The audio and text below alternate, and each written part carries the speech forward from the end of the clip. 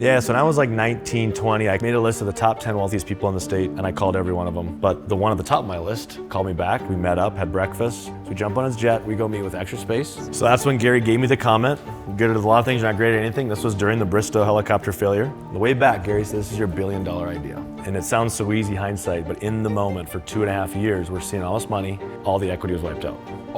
15% of our company. I got the news about the bankruptcy right when my family was at our house in Fargo for Thanksgiving. And I just remember being in the office, white, on my knees. Because not only did we lose 15%, it was all of our cash. And if I don't raise money or figure it out, we won't get through the year. And I just was just like, hey guys, just trust me. And in my head, I'm like, I could be wrong, but just trust me. We went from a $30 million pipeline to a $200 million pipeline in like 15 months. Wow.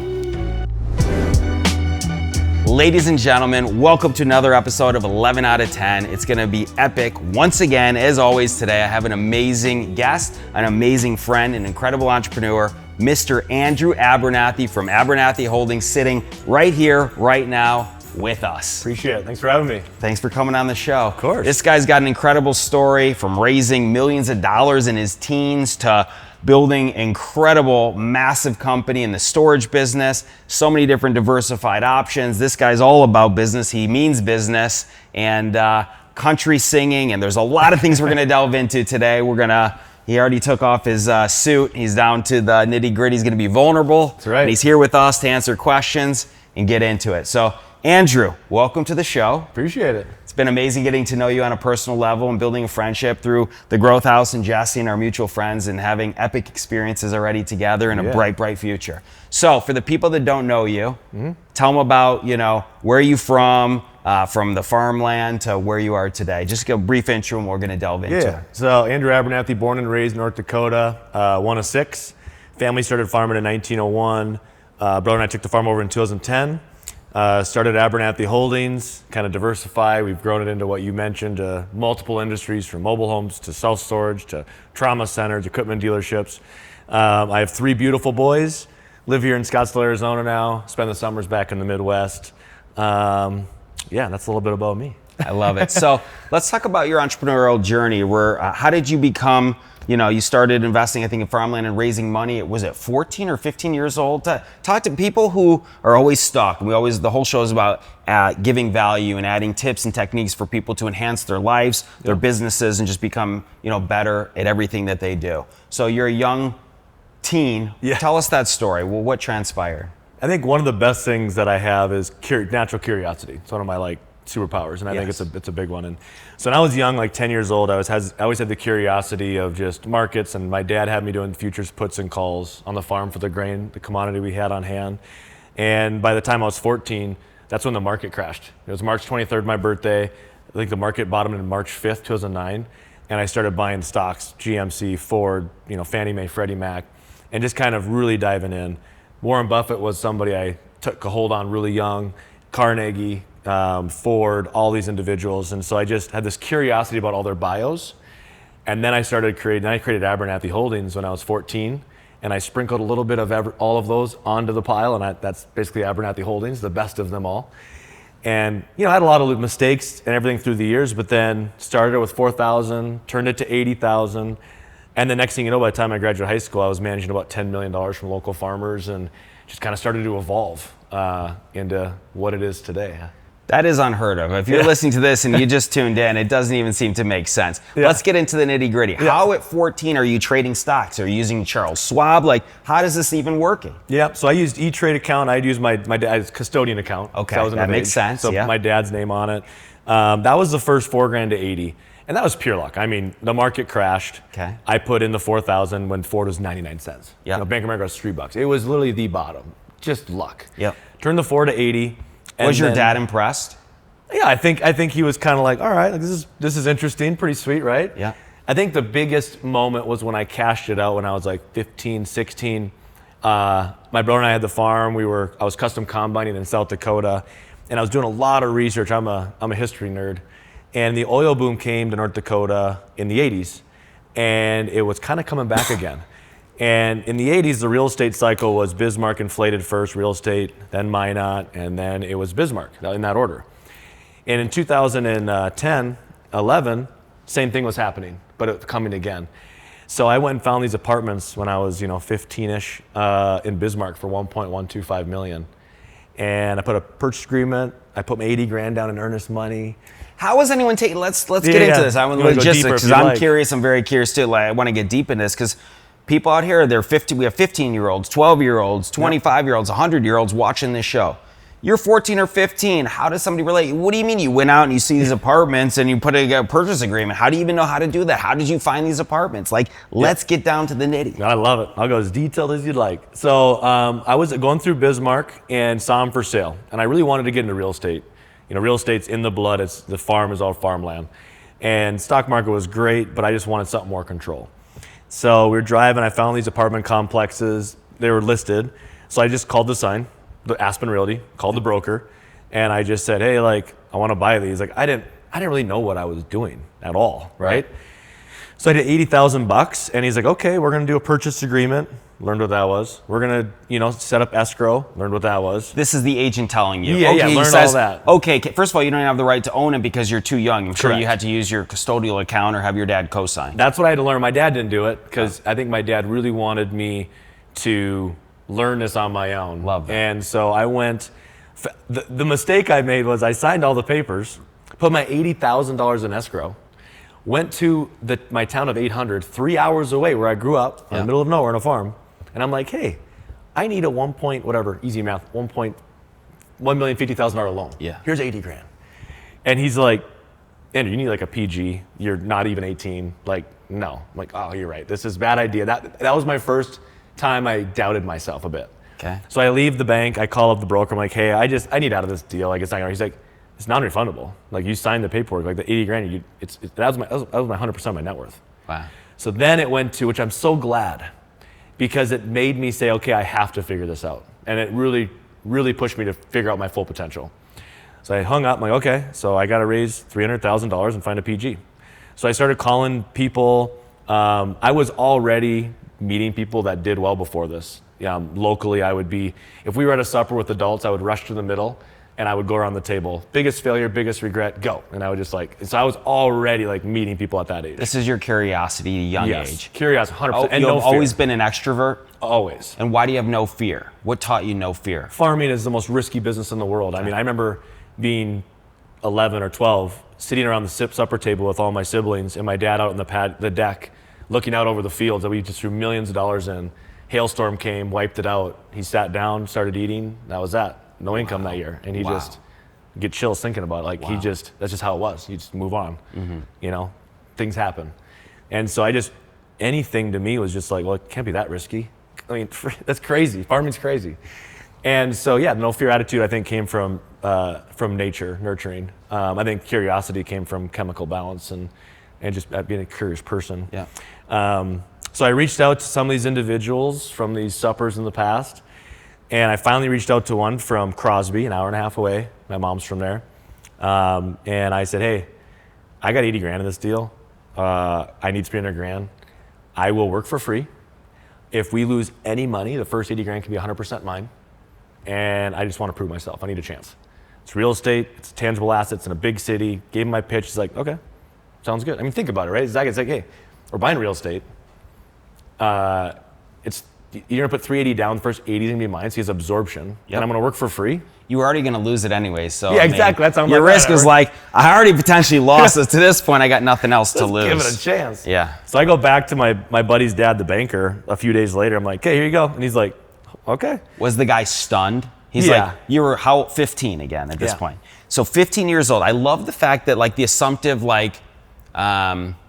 ignorance to walk into a bank and hi, I'm here, I'm buying this land over here 3 hours away. I have my 80,000, it's already in there, and I need a loan. And they're like, cool, what are you collateralizing? What's your income? Sheet? Yeah, balance sheet. And you're like, hey, what's a balance sheet? Yeah. But this is what I love about the story, just to interject, because so many people think you need to figure it all out before you do it. I love the fact that you figured it out by doing it, by rolling up your sleeves, having that farm mentality of saying, I'm willing to go all in. Yep, analysis paralysis is such a thing.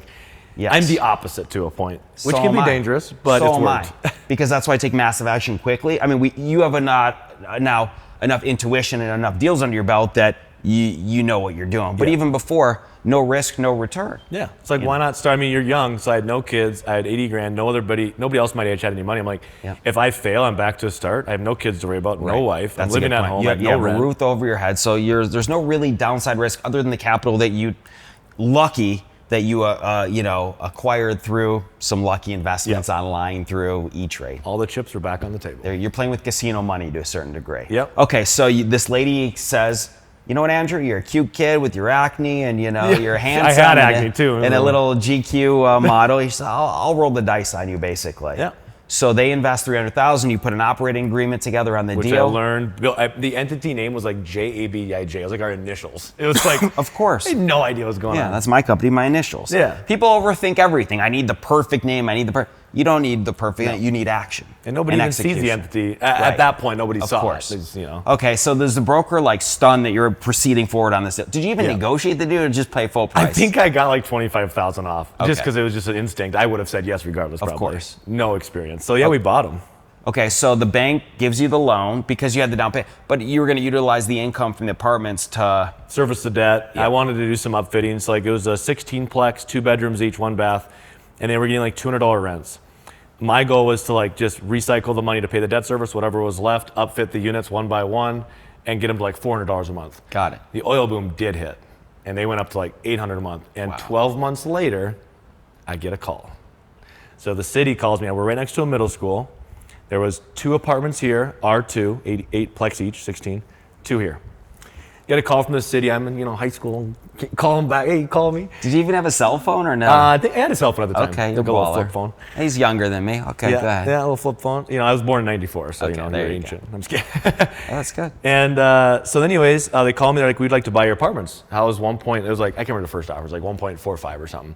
And I'm like, shit, I'm only things for like 12 months. Like, this sounds kind of good. Yeah. So anyways, I get curious. I haven't been down there in a while because I had a manager on. I'm 3 hours away in high school. I'm in like 10th, 11th grade. Yeah. So I get my Lumina, drive 3 hours there, and I look. The 2 over here and the 2 over here are all torn down. Oh, they're redeveloping. And they were adding onto the school for the oil boom. Yeah. And so I call back and I'm like, nah, I'll take 2. Yeah. Anyways, fast forward, 16 months later, we close for $2 million. Amazing. So netted about $1 million. What did you pay the investor? 50%? Well, that's the thing. So I call him up and I'm like, hey, I mean, our deal was pretty simple. It's like, I'm going to give you what is like $750 or something, like $750,000. I was going to get like $250,000 or whatever. And he's like, Andrew, that was impressive. I think he let me keep $380. Wow. Like 100-some thousand more. And he's like, and keep my money. Let's do it again, but charge me. Wow. So I have $1 million in a checking account. Yeah. I'm in high school, like senior at this point, whatever, junior, summer. Yeah. I go back and I'm like, now what? And what does he mean by, I don't know anything about this. So I call my lawyer, my family lawyer. I call with all my dumb ideas since I was a kid. And he's like, Andrew, I went to him physically. He pulls out his black book in Minot and he said, I need you to go to this lawyer. He's a securities lawyer. He'll help you get set up with a PPM and all this stuff. I'm like, in my head, I'm like, what the hell's a PPM? Yeah. Private placement memorandum. Yeah. So I drove 5 hours to this, went to the top of this law firm, sat down. He said, how much you want to raise? I said, $10 million. And that was the start of the next phase. That is unbelievable. I mean, if you're just tuning in, this doesn't even seem real. I can visualize you as this little kid in math class like, hello, Andrew? Yeah, we have an offer for your 16 apartments or whatever for 1.6. You're like, let me leave class. I'll be down there a few hours and check it out. Seriously. Unbelievable. That's probably the best story I think we've ever heard on this podcast. I mean, especially at this age. I mean, we've had a lot of young successes, but never this early. What did your parents say when you came home and all of a sudden you tell them, hey, I'm going to do a PPM for $10 million at 16 years old? What did they say? What I love about my parents, if I could be half the parents my parents are, I'd be happy, is they never were like, I'm so impressed, like making me feel like I'm more than I am. But they were always like, that's awesome. We really support that. It was like a fine line of like, I love that. Encouragement. You can do this, no fail, but also not like it's a balancing act. Yeah, it's not like you're saying you're right. You're the greatest. You're the best son ever. No, you're a hardworking farm boy. These are your roots. Okay, good job. I'm really proud of you. Keep rolling. Yeah. So it's just the best. I mean, and like I got kicked out of school. I got suspended a couple times from like day trading, selling stuff in school. There's so many stories. And my parents, as long as it was doing clean, good business, I never got in trouble. Right. And they encouraged me to question authority and the system respectfully. Yeah.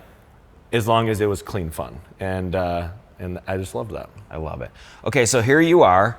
You are leveraging the first $1 million, with the profits with your first investor, which I love for reinvestment because clearly you did good business. They encourage you to go into the next opportunity because they believe in you. You are the human capital of whatever is going to transpire. Yep. You meet this attorney, and okay, you're doing a PPM. But what was the PPM specific to? What was going to be the next bet?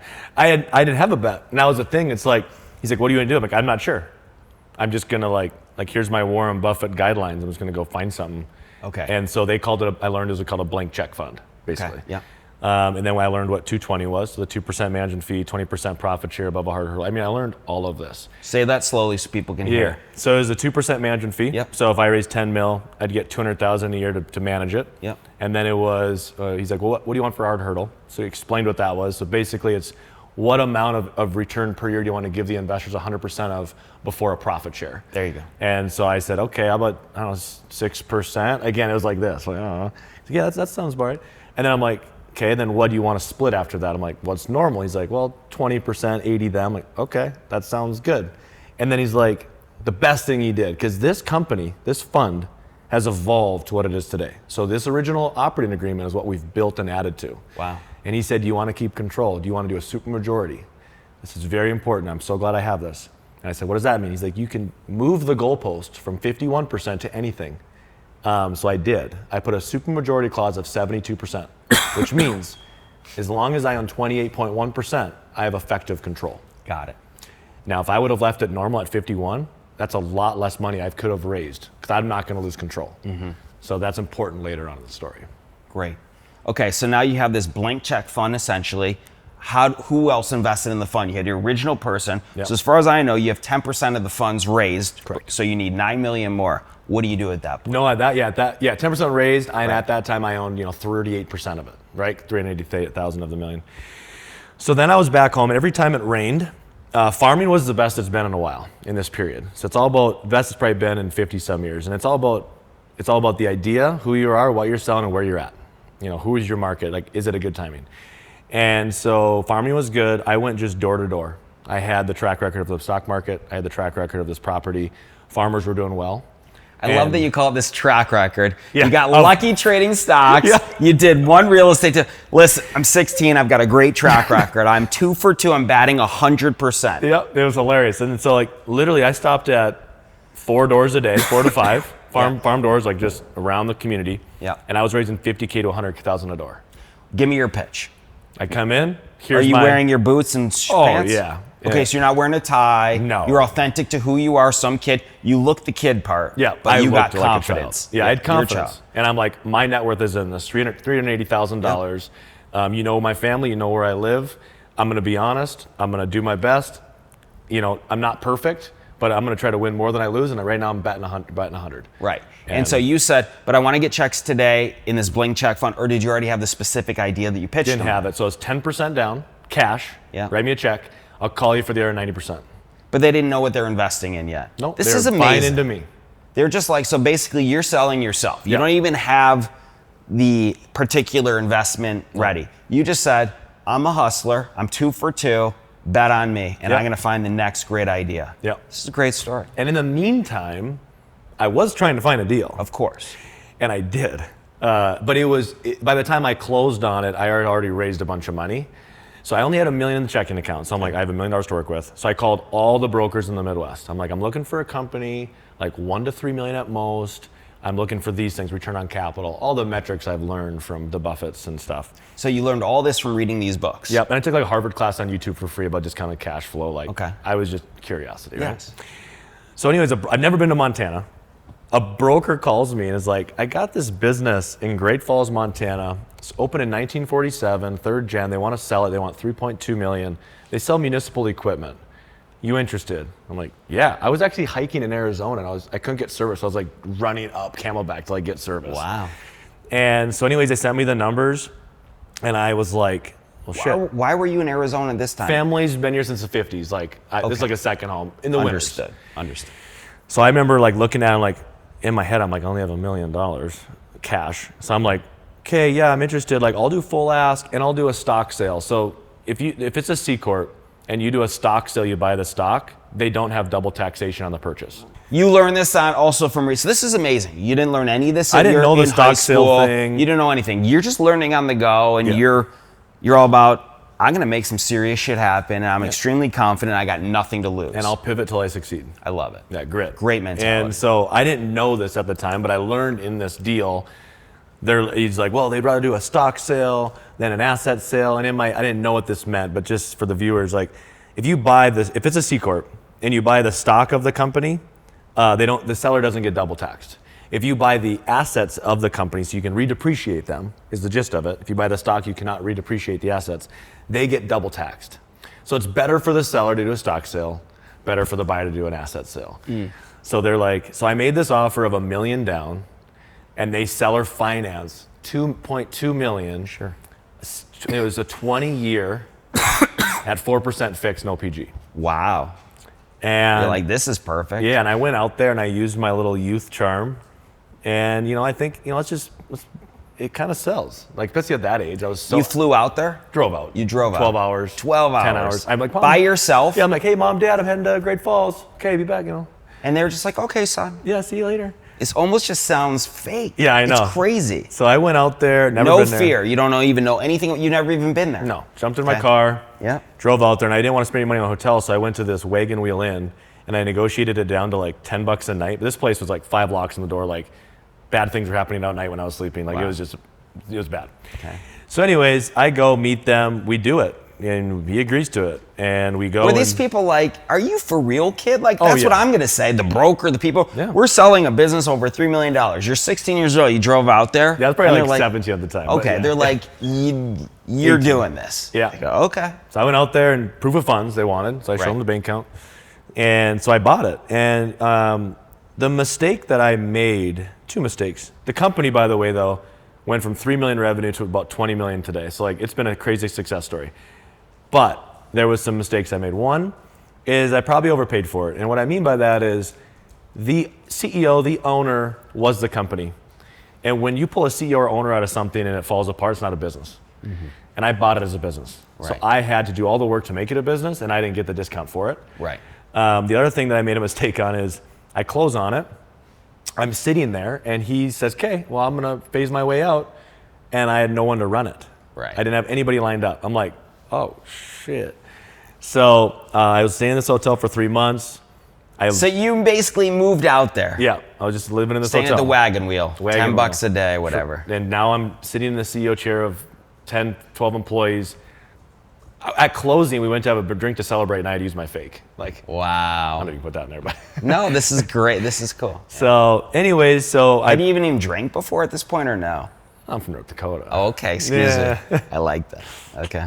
Yeah. So, anyways, this guy comes out. He's like in his late 50s, early 60s, and he's showing our employees this new piece of equipment. He's a rep for one of the manufacturers.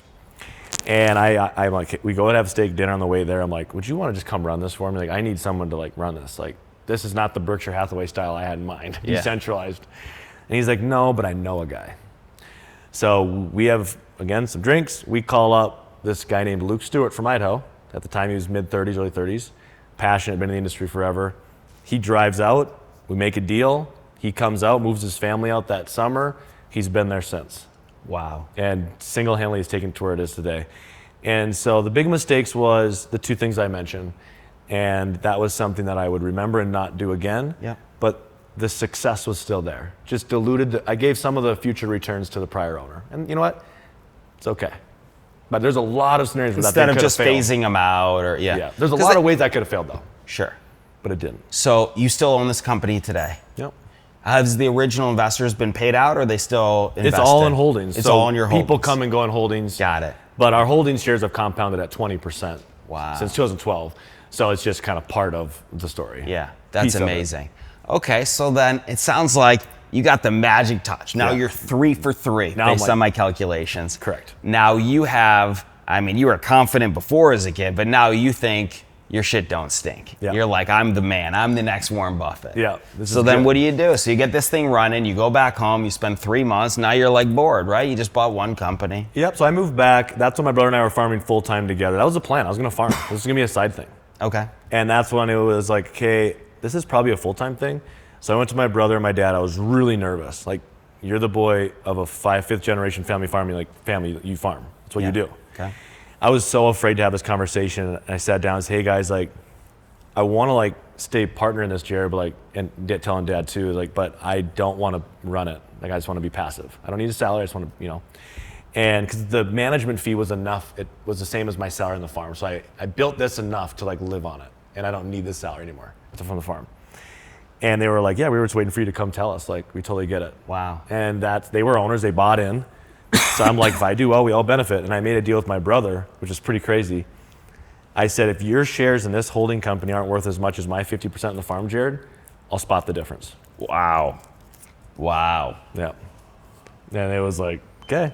So I left, I moved out to Fargo, and I went and bought a bunch of real estate in downtown. There was this building, this tower downtown that was supposed to be built forever. It's being talked about, this $107 million building. And talked about forever, but everybody's like, it's not gonna happen. It's been talked about, And so I bought $7.1 million in real estate right there in buildings. And we put I got bank loans. I put my PG on the bank loan for free, so the investors didn't have to pay for it. I was just like everything, put everything on the line. All my shares were collateral, and the building was announced like 4 months after, and went up. So then I sold them, and on that one we made, I think we sold them for like 9-some million. So like we doubled our equity, and like within 2 years. So that was a good one, but things turned. So that was good. You're 4 for 4. Then I find this helicopter company. How old are you now? This would have been when I was 2017. Okay. So mid-20s, early 20s, 23, 24. I was married, had my first kid, probably about to have my second. What did your wife think you did? Were you a workaholic? What kind of guy were you at this point? Were you just about deals? How were you as a husband and as a father at this point? I was physically there, not mentally there. Got it. And because your mind was only thinking about business? Yeah, I didn't know at that point how to turn it off. Right. I wasn't educated enough. I didn't have enough EQ to do that. And so I was good, but I wasn't great. Yeah. And so this helicopter company, our shares now, just to give you context, went from like 30,000. This was before we split a bunch. It was like 30,000 a share, went up to like 70 or 80,000. And this helicopter company went from 2 billion to like 300 million. It's when the oil went down, prices, and this helicopter company did offshore. It's one of the biggest helicopter companies in the U.S. It was publicly traded, called Bristow. And shares, just for context on share price, it went down to like 10 bucks. So and at this time, the company was worth like 15 to 18 million, okay? I put $1 million in at 10. Within 9 months, it went to 20 bucks and I sold it. Sounds great. Made $1 million, cool. I'm like, this is good. I look back 6 months later, the stock dropped back down to 12 bucks. Same company, same everything. So I put $1 million in, dropped to 10, put $1 million in, dropped to 8, put $1 million in, dropped to 6. Then they announced they were going to be acquired. And I'm like, oh, boom. Then comes out that the management was doing some stuff and they were mismatching engines and helicopters, and the deal fell through and the stock dropped to 2 bucks. Then they voluntarily missed a $20 million interest payment, even though they had $50 million in the checking account, got golden parachutes out, bankrupt the company, gave it to the debtors and sold it for $2 billion. All the equity was wiped out. 15% of our company. And I got the news about the bankruptcy right when my family was at our house in Fargo for Thanksgiving. And I just remember being in the office, white, on my knees. Because not only did we lose 15%, it was all of our cash. We had a liquidity issue. That if I don't raise money or figure it out, we won't get through the year. Wow. And that was I've had, divorce and stuff last year was the worst time of my life, but to that point, this was the worst moment of my life. So what do you do? How do you find resilience? You have all these successes, of course. Everyone I've ever met has had hardships. I've lost $1 million on a deal. We've all lost in bad investments. How do you overcome this? My dad said, Andrew, this is when the boys and men are separated and you have to decide which one you want to be in life. And you said, that's all I needed to hear. Yeah, so I gave myself... Got up, you took those golden balls and you started knocking doors. So I stood back up. I gave myself 2 days to wallow. Yeah. And then after that, I gave myself no more permission. And so I stood up. My shares at the time were worth $3-4 million. I called up an investor of ours, board member, oil guy from Bismarck, and I said, because the company needed money to survive. And I called him up and I said, if you give me personally $1 million loan at 10% interest, I'll give you all my shares as collateral. I then took the money personally and I loaned it into the company at 0%. Wow. So I ate the interest. Yeah. During this time, these investors that were happy, a handful of them turned on me. And personally, that was a struggle of mine. My identity was business, and I felt like I was only as good as the money you made for those people. Yeah. And that they were enamored by you. And once you lost that favorability, you lost your identity. Yeah, and I really figured out who was real, true friends. That was a really tough time for me because this wasn't just like a day. This was a multi-year process to like get everything reset again. Yeah. So I loaned the money in. Raise But some let more me money, interject real fast. pivoted. Don't you realize, and I've seen this too, I have a lot of friends. I wouldn't loan to certain friends. They're my friends. Yep. But I can still be friends with you, but I won't do business with you. Correct. So you have to delineate and differentiate that for sure. And I had to learn that. Yes. The hard way. For sure. So this was just a year of just like experience. And then I had this mentor, North Dakota, first billionaire. And at the time he said, Andrew, you're good at a lot of things. You're not great at anything. This was just a year of just like awakening. Reflection. Yeah, I was so You don't just have this billionaire mentor. How do you get a billionaire mentor? Yeah, so when I was like 19, 20, I made a list of the top 10 wealthiest people in the state, and I called every one of them, their offices, whatever I can get. Some called back, chatted a bit, nothing else. But the one at the top of my list called me back. We met up, had breakfast, and we met. So you're this kid. You said, what's the guy's name? Gary. Gary. You said, hey, Gary, I'm this guy. I'm 4 for 4, or I was 4 for 5, 80% track record. I want to learn from you. That's all you said. I want to learn from you. Can we have breakfast? I want to learn your story. I want to what? I want to learn your story. I want to learn from you. Yeah. And it'd just be an honor to sit down with you for breakfast. That's all you said. And he agrees to do it. I love that. We sat down, and then that breakfast turned into Did you buy him weekly. breakfast? The first one I did. The next one he bought. Okay, that was nice. He was pulling out his wallet. I remember at the front, and he had like hundreds in it. And I'm like, well, I'll pay. He's like, okay. I'm like, oh shit. So I pull out like dollars. Cause that's the thing hilarious. is like, I have this net worth, but Holdings has never done a dividend. So my net worth It's and tied my into life the stock, into is the way deals. different. Yeah. Right. Like You didn't have cash flow. No, I've never had cash flow. Right. You're playing the long-term game of delayed gratification 100%. To the highest level, putting it all on the line, full reinvestment. Yep. Every year. Good for you. Okay, so you acquire this great mentor, and what is he's enamored by you just like everyone else. He's like, I'm going to take you under my wing, basically. 100%. Yeah. It's a blessing. Why do you think he did that? Just because he saw your ability to raise capital, to put your balls on the line, to execute, just to do whatever it takes? I think it was that, and then he's an open book. He wrote a book called The Open Secrets of Success. It's about his life. He's given a lot of people advice. The difference about me was he gave me advice and I went and did it and brought back my report card. I love that. That's the difference. Yeah.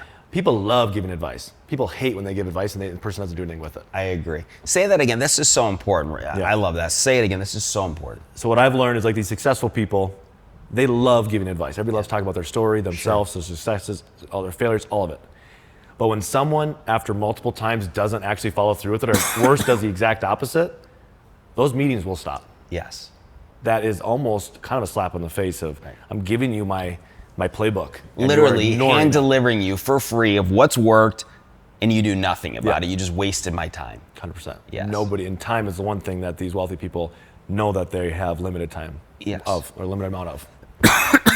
Yeah. So that was a big thing. So I brought back, and first time I met him, I was like, do you want to invest, basically? That was the goal. And he's like, no. I'm like, okay. So then I said, okay. In my mind, I'm like, I'm going to build a business that he wants to invest in. Okay. And that was... So it became personal at that point. Yeah. So that was the first time that I redid the blueprint of what Abernathey Holdings is and was. Very interesting. So you have this year of reflection. You've got a great mentor. Yeah. I know you're in the public storage business. You didn't just get there through, serendipity. So what transpires? You're 4 for 5. You have this downfall. You've got great mentors. You got your man mindset in. Now what transpires? So that's when Gary gave me the comment. Good at a lot of things, you're not great at anything. This was during the Bristow helicopter failure. Yeah. And again, we were worth 15 some million. He said, I'm not interested in investing. But his story was interesting. So Gary, in the 1980, 1970s, Marriott started to allow people to put their name on your building for hotels. So in 1977, I think it was to be exact, Marriott owned 100% of their hotels.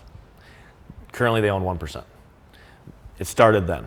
Gary was one of the first ones to come in and mass produce. He said, I'm not in the hotel business, I'm in the manufacturing business. He's built 500 hotels to date. 500. He was opening a new hotel every 8 days in the 90s. And he vertically integrated the construction company, the supplies, the furniture. Sounds everything. like somebody I know. This was the model. Right. And that's where I learned it from. But I said, well, how about hotels? And he's like, well, it's kind of, it's been done.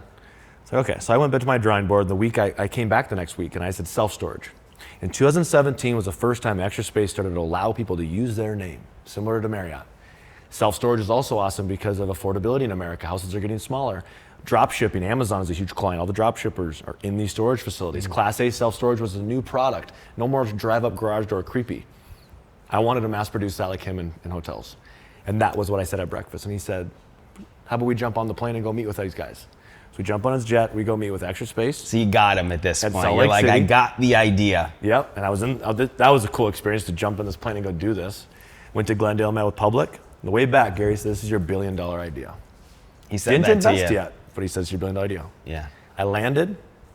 I said to myself, what do I own that would work in this vertical integration plan? The equipment dealership worked because I could use the equipment on all of our storage sites, construction. Everything else I had wouldn't work. I sold it all. And I had a cash pile of about 15 million, and I went full into self-storage. Wow. That was about 2017. So it's only been 9 years. Yeah. That's nothing. So in 9 years, you get off this plane, you got the billionaire, and he says, at what point did he finally commit to invest with you? 2020.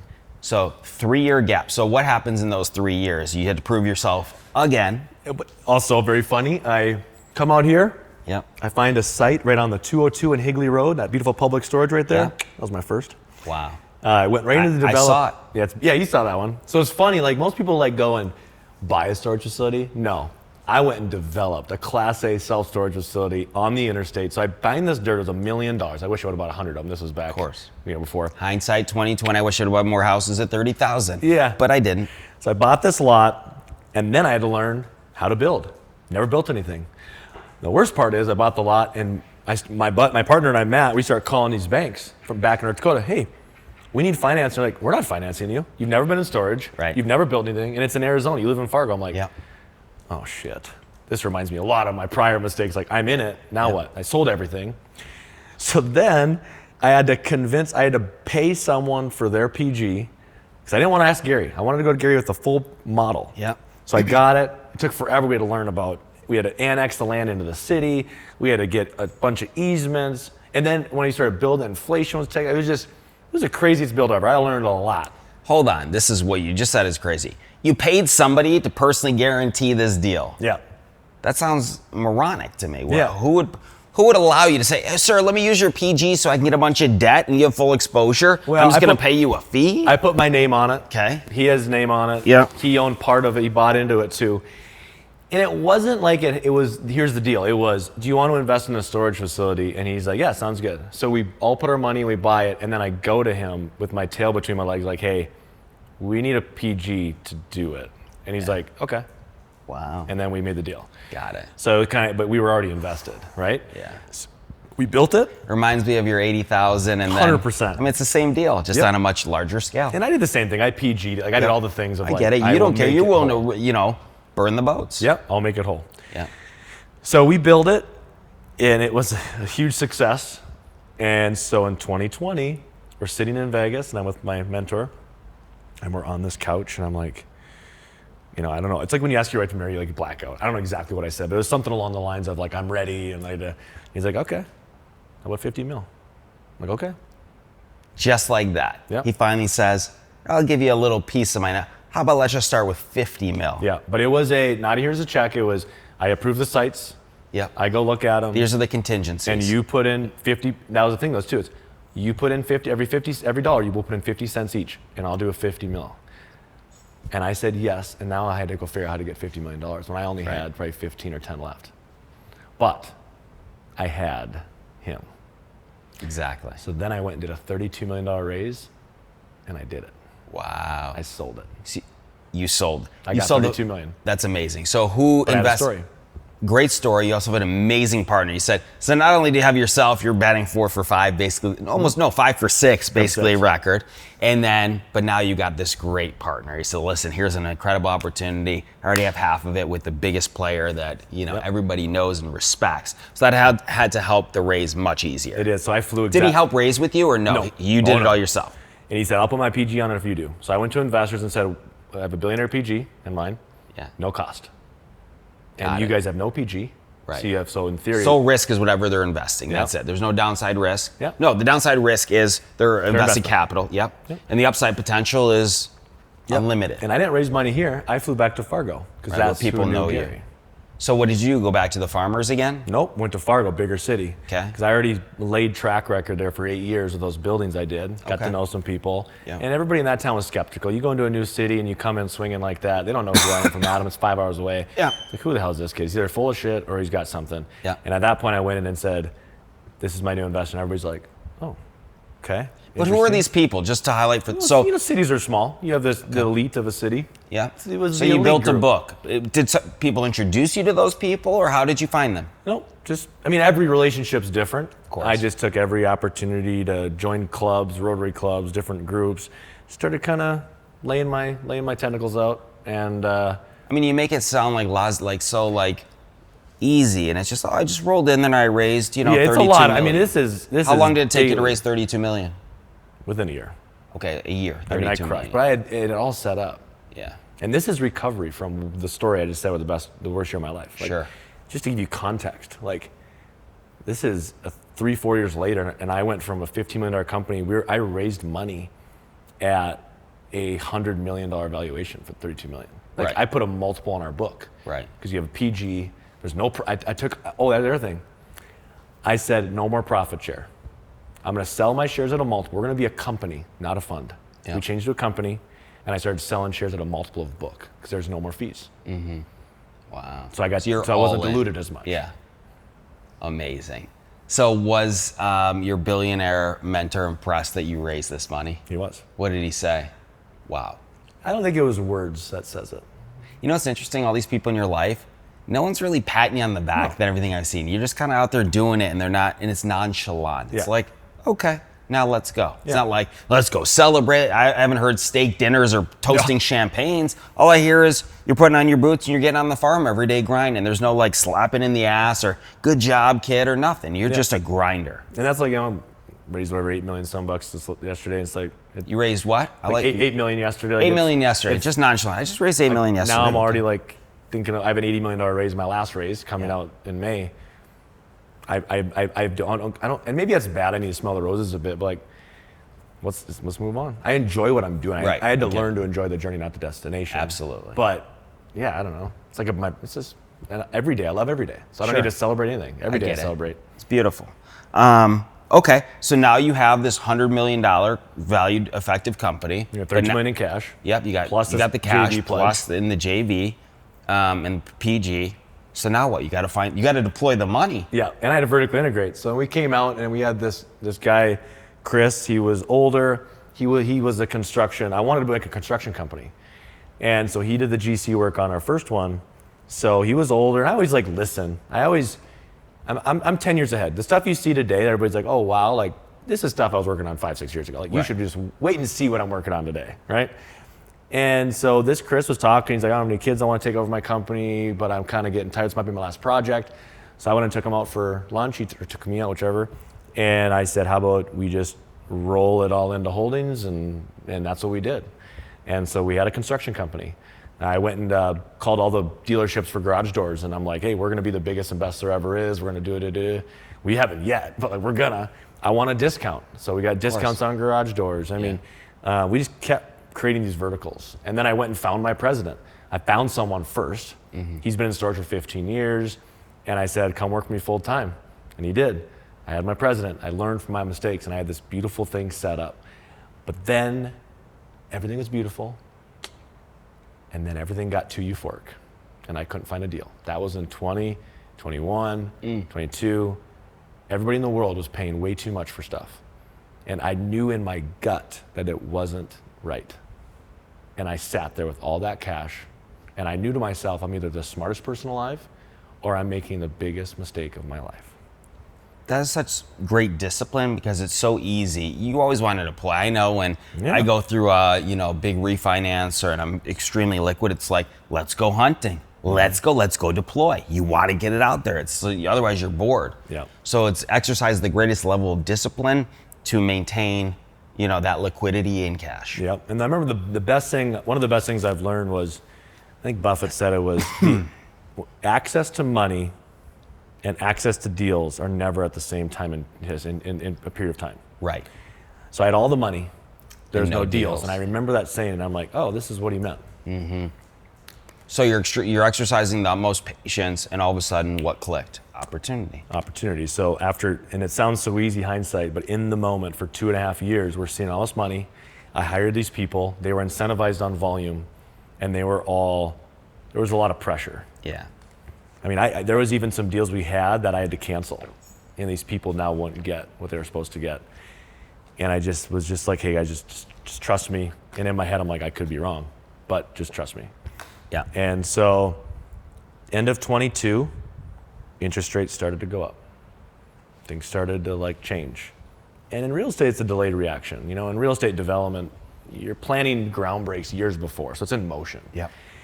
But then you get into 23, interest rates kept going up. It wasn't a quick thing. Things started to get shaky.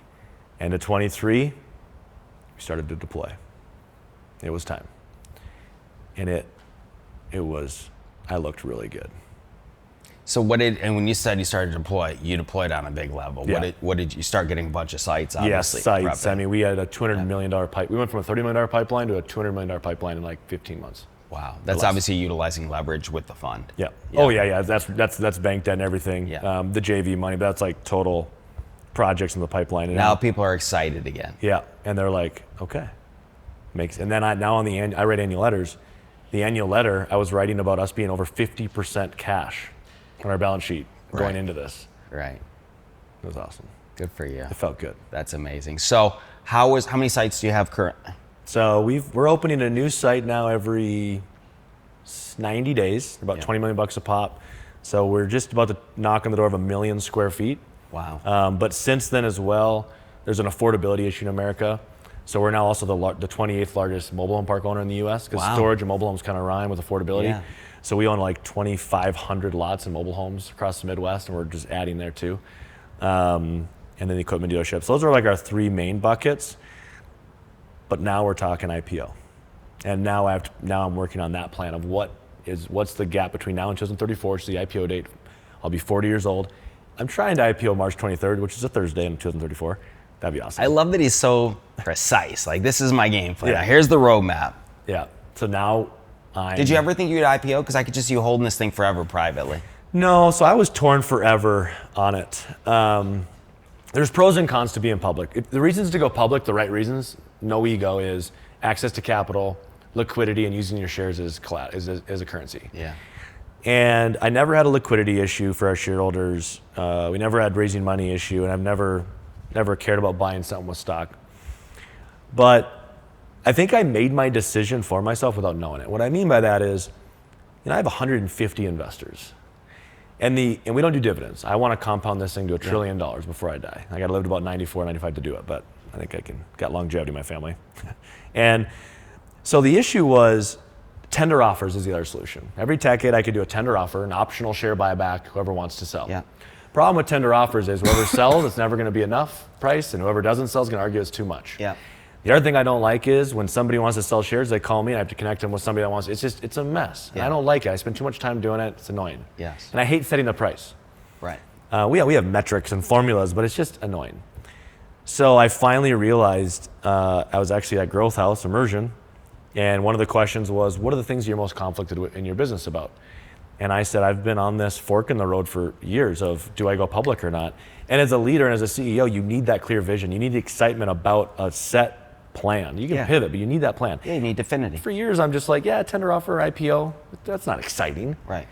And so at that moment, in that group, at Growth House, Immersion event, I made the decision with people in that group that the best thing for me to do for my situation was to go public, an IPO, and show the world what I've been building for over 20 years. Wow. At that point, it's 12 years now. Sure.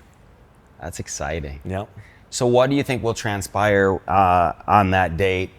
You go public. What happens to you at that point? Nothing changes for me. I'll keep control. Hoping for a 1 to 2 billion IPO, call it a billion. But really what it does is it gives shareholders liquidity options. Right.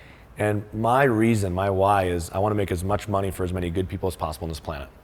And I don't think I'm doing that justice by being private and only selling to accredited and qualified people. Got it. So it gives public access and then liquidity, of course, for those investors. And that's something that you're a very humble guy. I know you're not selling, but you do a lot of private charitable work. Yes. You've got an amazing foundation. You're a huge philanthropist specifically to child sex trafficking. Yep. Yes. And that's your cause, and I'd love for you to talk about that for people who are listening. Yeah, so my vision, so Warren Buffett, his idea was every dollar I give, when he was younger, he said, every dollar I give now, I'm gonna sacrifice 12 to 15 lives when I'm older. And what he meant by that was he can compound his money quicker than giving it now. He could save more lives later by waiting. And so he made the biggest donation in world history, started 10 years ago and he's still giving money. So I met with a buddy that ran charities, Than, a buddy of mine. He runs this amazing nonprofit, one of the most efficient nonprofits I've ever seen unseen out of Fargo, North Dakota. And I told him that. It's like, well, my goal is just to give it at the end. Because every dollar I give now or life I save, I'm sacrificing 12 later. It makes no sense. And he said something to me that changed my mind forever. He said, Andrew, the part in your formula you're missing is that one life you save now, how many lives are they going to impact? That's way more than 12. Right. So I started giving. Wow. Yeah, and I'm really proud of that. Dan's a great guy. Yep. So I set up a foundation.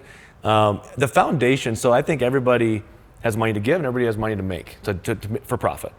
I think finding deals to make money and finding places to give money efficiently is just as hard. And nobody wants to vet a bunch of deals to make money, and it's also hard to vet a bunch of foundations to give money to that are efficient, 'cause some are bad.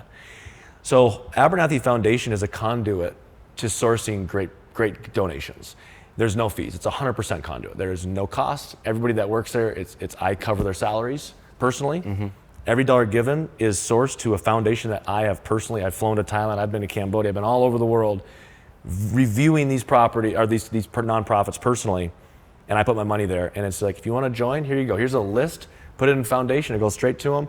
No fees, no overhead. I did all the vetting. Easy button. Just like Abernathey Holdings. No fees, nothing. You want to make money? Easy button. Right. You want to give? Easy button. And that's what the two vehicles are. Unbelievable. Talk to me about, your vision. So you told me some stuff vulnerably. I said, talking about your relationship with your dad and your mom, and like, does your dad give you a hug? And he's so proud. We talked about this a little bit. It's very interesting because everyone's socialized differently, if you will. Yeah. You're like, but I don't hug or tell my dad I love him or anything. He just shakes my hand and we move on with the day. Yeah. How has that affected you as a businessman, and how do you socialize your three, handsome boys today, and what's your vision for them in an entrepreneurial environment? Yeah, so, my dad grew up in an era, so I always, looking back now, you have to put it into perspective of what your parents did based on what they were raised. It's not excuses, it's just putting it into perspective. Yes. And so my dad had older siblings, so it was so far away, but he was kind of an oldie child because they were so much older. And so it was different, and love and affection and all of these things just weren't really that existent, right? He had good parents, but just wasn't quite there. And my mom, huge heart teacher, she's the heart of the family, and my dad's the mind of the family. And I'll be honest with you, it was, especially when he got in the accident. The reason I took the farm over so young, my dad got in a really bad accident and he was gone for a while. He survived, but he was gone. And I just remember, let's just say my business for a while was built on negative fuel. And it took me a while to turn it to positive fuel. And it wasn't the world that changed, it was my mindset about it. And my dad is the best dad in the world. When he speaks, you listen. He's full of wisdom. He has the biggest heart in the world. You just don't feel it with that way. He gives it differently. He has different love languages. Yeah. And so I've learned to really appreciate how my dad loves. And it's not through hugs, kisses, and I love yous. Sure. That's my mom, though, which I love. Yeah. And how I'm raising my boys is I'm trying, and my dad even said, the goal is to raise your kids and have them be better than you. That's the goal. Every generation should look that way. So my goal with my boys is to have this fine balance, because I was I love who I am today. And so trying to reverse engineer how I got here, whatever they did was right. It worked. Now, obviously I was pushed to the brink mentally sometimes. And there was, to be honest, periods in my life where, just like anybody, where you get pretty low and, you think about bad things and all the things like college. I just had some really low points just because I was always a black sheep. And Black sheep because you didn't follow the traditional path. Yeah. Everybody back home was farming and I was just different. And when you're younger, you don't know like I love my life now, but you don't have the glimpse into your future when you're young. You don't have a past to like think about of like, oh, it's going to get better. It was just bad. And so like, suicide, things like that were like a common theme in my head, right? Because it was just like, I was sick of being nobody. No matter how much I did in success, I was never seen. Right. So I think there's value in pushing your kids to the brink, but the scary thing is if you push them too far, you can't. They're gone. And the other thing is every kid has a different thermostat. Sure. I can push one kid this far and this kid, and you don't know it. So you got to always stay a few degrees away because you don't want to risk their life for it. Of course. So what I'm trying to do now is find a fine line, but I'm really loving hugs, kisses, probably maybe even too much, but no, I don't think you can. I'm still trying to figure out how to push my kids to their best potential without getting them too close to that line like I was at that I could have multiple times not come back from. Yeah. So I don't have that answer yet, but the fact that I'm thinking about it, I think makes my kids lucky. Yeah. Your boys are lucky to have you. I'm lucky to have you as a great friend. I see we FaceTime all the time and you're constantly adoring and loving and celebrating and being an amazing father on the sidelines of their sporting events and just engaging them and with your music and everything that you do. It's inspirational. Yeah. So thank you. I value that. This has been unbelievable. I'm very just touched by everything we just got into. I know that you just started, you're about to release an album is a passion. You're not diverting from your main, deal. Of course, you're fully 1,050% vested in your companies, but a passion project for you is country music, and you came out, I think you're releasing an album. I saw you filming and producing, and was it Nashville recently? Yeah, went to Nashville last weekend. I saw a little tattoo on the arm. It says what? 3 reasons. 3 reasons, and I presume that's for your boys. Yeah, wrote some music. It was a great experience. Everybody always jokes you need some hobbies, you need a passion. I said, okay. And I'm just an extremist. And I'm unique, and I'm like, I like music. I used to sing in high school. I was won state in high school for singing. You won state in high school for singing? Yeah. So in between knocking on farms and raising, $8 million, you're singing in the choir. Shanado and Right. But you're not appreciated. No one's even really seen you. Oh, yeah. Do people appreciate your singing? Yeah. Karaoke. Guarantee they appreciate it more than you raising the money. Yeah. In your business. I love entertaining. Like karaoke's like my thing. I just love a crowd that's having fun. I can get a crowd going. Got it. I love that. That brings me joy. Yeah. And so that was my passion. So I wrote 3 songs. Went to Nashville, recorded them, did music videos, photo shoots, and I'm excited. Again, I'm not gonna be going on tour or anything, but it's just a passion project. And I said to myself, why not now? Let's go do this. So I just did it, and good for I'm you. pretty excited about it. I think you're out there with your sister. Yeah, super my close sister with flew her. out there. Yep, there's 6 of us. Like we have the closest family ever. So were you blessed. all there? All 6 of you? Just one sister was out there, but everybody else was like jealous. Your sister is beautiful, by the way. She married? Not yet. Sorry, Chase. She's dating someone. Well, dating is not marriage. Just a shout out. Hey, how you doing? We could be brothers for real. It's nice to meet you. Okay. Got to shoot your shot. You did. You got to shoot your shot. We'd be good brother-in-laws. We would be. Maybe I acquire you. Maybe you acquire me. Maybe happen. we just, it may happen. A merger will happen. A merger may happen here. Stay tuned for that one. That would be good. That'd be wild. We could talk about, entry-level housing for sure. There's a good synergy with your mobile homes and entry-level housing. Something to maybe discuss. You know my thoughts. I know your thoughts. I'd be excited we could have about fun. it. It would be good. This has been wild. So that's super exciting. Got to have the hobbies. What else do you do? I mean, you're running this billion-dollar company. What do you do to relax? Like, what's a normal day for you? And, how do you keep it all together to not getting to that, to making your thermostat get too hot? Yeah. Well, it's not a billionaire yet, but it's going to be there. But yeah. We know it is. I know. So I love that so much. Hobbies. I mean, the kids, travel, just good friends. Like when I have spare time, when I'm not with the kids and I'm not traveling and I'm not working, I just love hanging out with guys like you. Like you're obviously in my tight friend group and like just experiences and just doing stuff like that. I'm a pretty simple guy. You are. You're a meat and potatoes guy. Yeah. This right here though is like, this is a blast. Exactly. It's fun when you're in the right energy and the right mindset and, vulnerable and you connect on a high level. Yeah. And I'm an open book. yeah, you don't ever have to wonder where I stand. No, that's true. Same. We say it like it is. Yep. Respectfully. Yep. It's been great. What, for anyone else listening that's a young entrepreneur, and obviously your actions speak a lot louder than words of just getting out there and doing it seems to be your theme of putting your balls on lane, going all in, not worrying about anyone else, staying in your lane, and just being that assumptive kind of closer, like figuring it out. Yep. You never waited on anything. You never said, I'm going to delay anything. In fact, you're more proactive than most people would in their entire life. And it seems like you learned a lot of this by just figuring it out, by committing and then learning along the way. Yep. What other advice would you give to people out there that are stuck or that need that push, or life advice that you've acquired in your multiple businesses that you've done and your 2 decades of incredible business experience? What do you tell those people? I think there's a few things. There's 3 stages of success. I think knowing about this before you start is important. The first stage is the ego stage, is proving everybody wrong, right? Stage 1. Stage 2 is ego stage. When you get there, you want to rub everybody's face in it that did you wrong in the past. Right. And the third stage that not many people get to is the rise above it all, shine lights on other people. You can be the face of the business, you can be the energy, but it's not about you anymore. It's just about doing great things for great people and doing it for the right reasons. And not many people get to that stage. A lot of people get stuck in the ego stage. Yeah. I just got out of the ego stage probably a few years ago. So it's something good to know before you start. I think the other thing too is reading is really important. And then, I don't know how you learn. Like, I'm a visual learner and a listening learner. So I do audible books, documentaries. I don't read books because I just can't comprehend. I kind of get, lackadaisical, my mind travels. So just know how you learn. You think you have ADHD? Yeah. Shocker. Shocker. And the other thing too is, billionaires make like 10 to 20 times more decisions in a year than an average person. And so being able to make decisions, be decisive, move on, and know that you can pivot when needed is really important. The volume of decision making, assuming you have good instinct and have read the books and have learned to have a good instinct, really translates into your success in life. I've seen just kind of learning and meeting a lot of billionaires.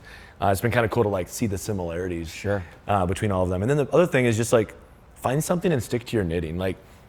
I know that I'm doing a lot of things now, but the problem before was I got a bunch of cups, businesses, and I didn't have enough water, money. So I had all these cups filled, very little.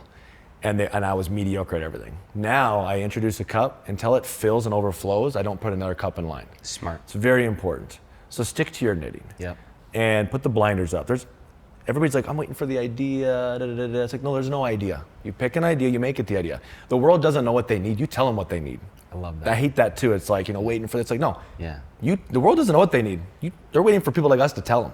Yeah. And sell it to them. For sure. So I ain't going forever, but just no, things I love like that. that. These are great. I mean, as you said, and you're absolutely right. I mean, you're a man of execution. Yeah. 100% through and through. Did college have any impact on your business career or no? I dropped out. I went to one class. One class and you were done. I thought I could just pay and I'd get a diploma. After a year of just paying tuition and not showing up, that's hilarious. I got a letter from the dean and I had to leave. So they kicked you out? But I'm now on the alumni board. You are.